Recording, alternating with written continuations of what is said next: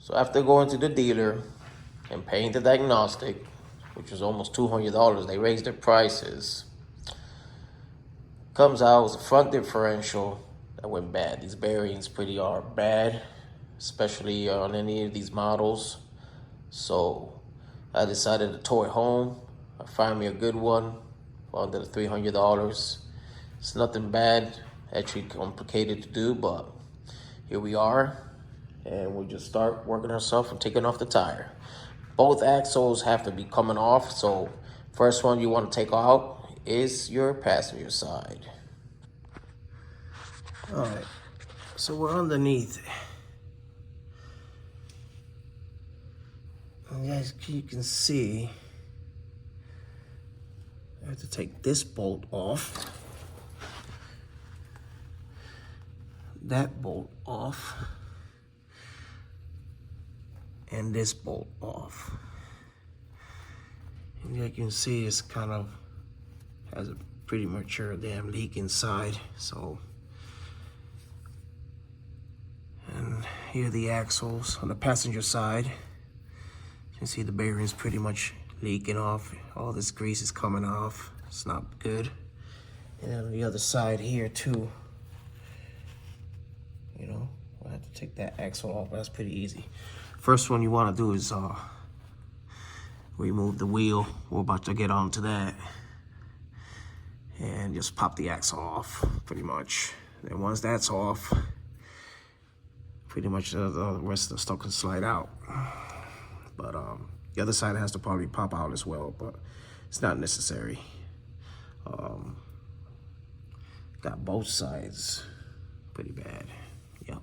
So this is your front differential.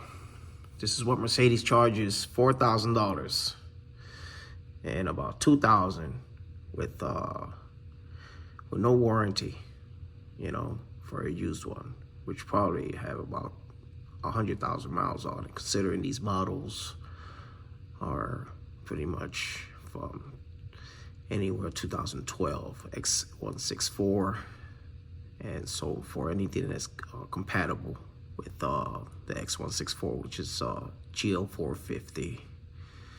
All right, let's get to it.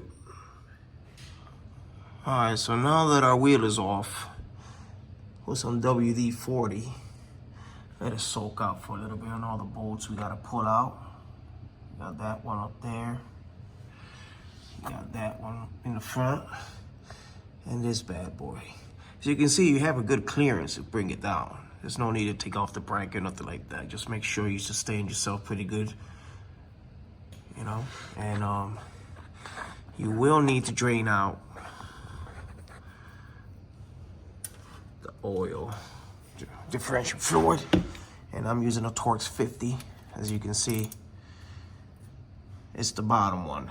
So normally you want to release the top first, and then once that top one is off, and go ahead and take the bottom one off and make sure you drain it properly.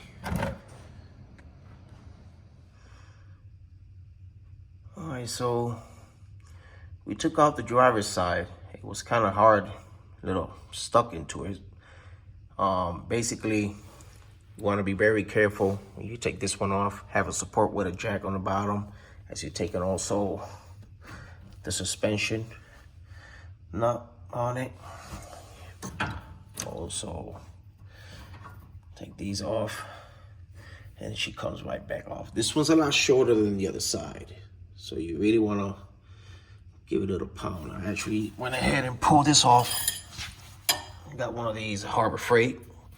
$9 does the trick. Kind of pop it out. It didn't want to pop out initially just by taking it off the axle. Not sure on this part, but pretty simple. Now that you got that side off, here's the passenger side as well. It's completely off. Like I said, this one comes out a lot easier because it's a lot longer. As you can see, the other side is a lot shorter, but it was kind of jagged in there. And now we just bring it down. Also, as you can see there, right there, is the propeller shaft. There's 6 nuts in there.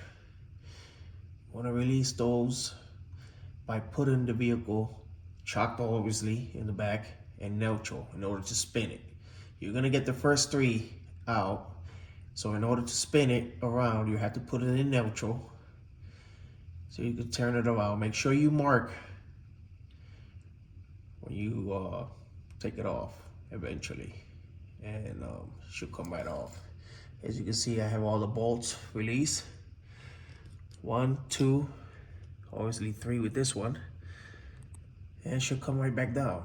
It's a lot easier when you get both shafts off. And you can hear that's not good. So even this came out, both sides. Just go ahead and rebuild it later on in the future. Just keep it as a spare. You never know. But that side's completely off. You want to clean these out just a little bit if you can. Sandpaper will do. You know. Don't forget that the upper hose, put this right up here, is 14.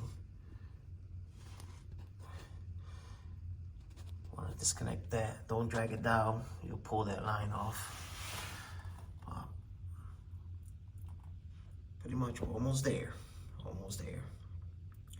So when you're setting this back as well, make sure you put the marker.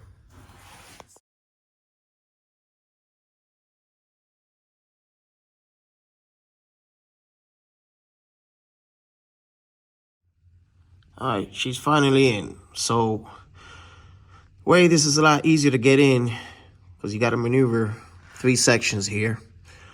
First one you want to put in the bolt is this one. As you're raising it up, then slide in the next one, and then finally you'll be able to maneuver and put that last one. All you want to do is slide them in. Once you get your slide them in, take them out, put some lock light in it. Make sure it's secured. And finally, drive shaft is in from the rear. Got the first 4 bolts around it. Make sure you line them up correctly. And now we're just gonna push this one out and line them up as well. So you can see I have a couple of marks on there. Make sure you put them on the marks. These go aligned.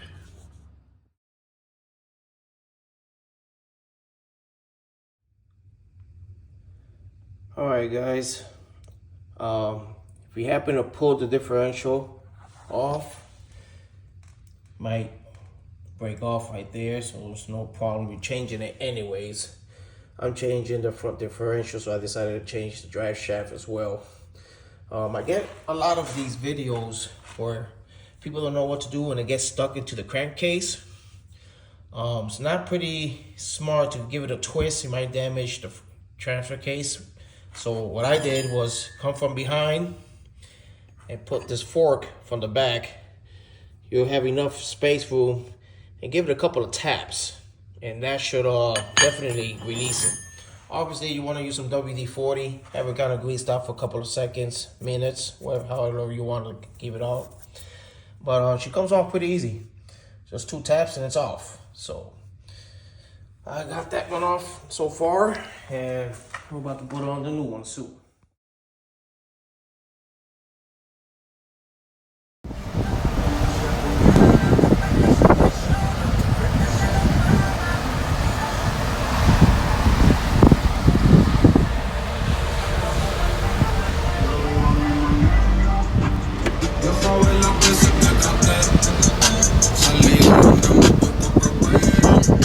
Perdóname las veces